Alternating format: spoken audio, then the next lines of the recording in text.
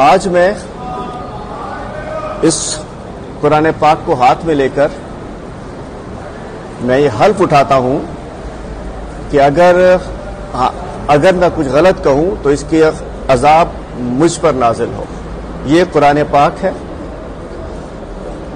تو جس طریقے سے آج میں اس وقت ملیر کوٹ میں ہوں, میرے پر کیسز ہیں, میرے 2 وکلا بھی میرے ساتھ گواہ ہیں, یہ 2 گواہ بھی موجود ہیں کہ کبھی بھی ہمارے چیئرمین اس قوم کے رہبر عمران خان صاحب نے کبھی ہمیں ہمارے اداروں پہ, ہماری فوجی انسٹالیشنز پہ, ہمارے پرائیویٹ اداروں پہ, ہمارے سرکاری اداروں پہ حملے کرنے کے لیے, پرتشدد حملے کرنے کے لیے عمران خان نے کبھی نہیں اکسایا. یہ میں حلف کے اوپر کہہ رہا ہوں, اور میں سندھ کا صدر بھی ہوں, اور میں ممبر کور کمیٹی بھی ہوں, اور میں قائد حزب اختلاف بھی تھا جن دنوں یہ سب کچھ چل رہا تھا.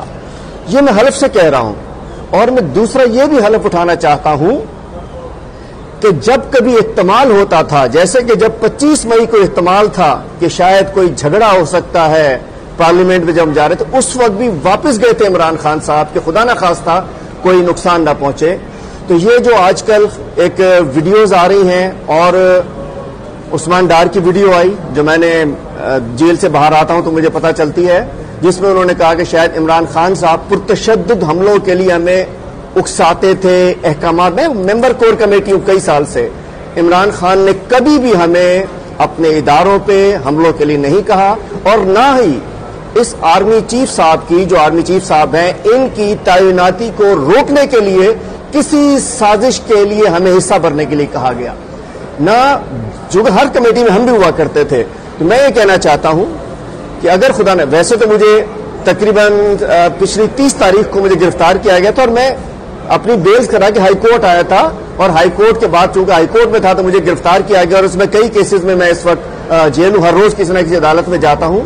میں دوبارہ تمہیں بتانا چاہتا ہوں کہ اگر خدا نہ خواستہ اللہ, اول تو میں نے کہا ہوا تھا انشاءاللہ ویڈیو نہیں آئے گی, میت آ سکتی ہے, میں اس پہ قائم ہوں, لیکن کسی قسم کا وہ بیان جو ہمارے, چونکہ 2-3 دن پہلے ایک اور بھی کوئی چل گیا تھا کہ جی میں نے پتہ نہیں کیا قبول کر دیا, تو ہم آخر میں کہتا ہوں کہ ہمارے لیڈر, ہمارے چیئرمین, اس قوم کے لیڈر, عالم اسلام کے لیڈر, جس نے ختم نبوت کی بات کی, جس نے ناموس رسالت کی بات کی, انہوں نے کبھی, اور انہوں نے یہ بھی کہا تھا کہ فوج مجھ سے زیادہ ضروری ہے پاکستان کے لیے. تو عمران, اور یہ بھی حقیقت ہے کہ کووڈ-19 کے زمانے میں جتنی بہترین سول ملٹری ریلیشن شپ تھی کبھی نہیں تھی, جس کی وجہ سے ایک بہت بڑی آفت سے بھی ہم نکلے تھے.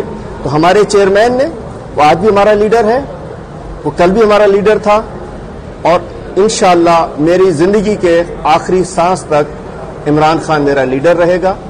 اور یہ جو پروپیگنڈا کیا جا رہا ہے کہ عمران خان نے پاکستان کے اداروں کے اوپر حملے کرنے کے احکامات دیے, یہ سب جھوٹ ہے, یہ سب لغو ہے.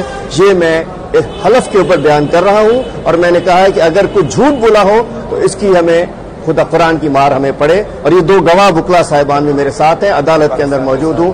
پاکستان زندہ باد. انشاءاللہ پاکستان ترقی کرے گا. پاکستان ہے تو ہم ہیں, پاکستان مضبوط ہے تو ہم مضبوط ہیں. انشاءاللہ پاکستان تحریک انصاف کبھی پاکستان کی کمزوری کے لیے کام نہیں کرے گی. اور وہ لوگ جن سے یہ نہ جانے کس طریقے سے ویڈیوز لی جا رہی ہیں اور جو الزامات عمران خان پہ لگا رہے ہیں, سب وہ جھوٹ ہیں. ہمیں جو کرنا ہے کر لو, لیکن جو حق ہے, جو سچ ہے, وہ یہی ہے کہ عمران خان ہمارے دلوں میں رچ بس گیا ہے.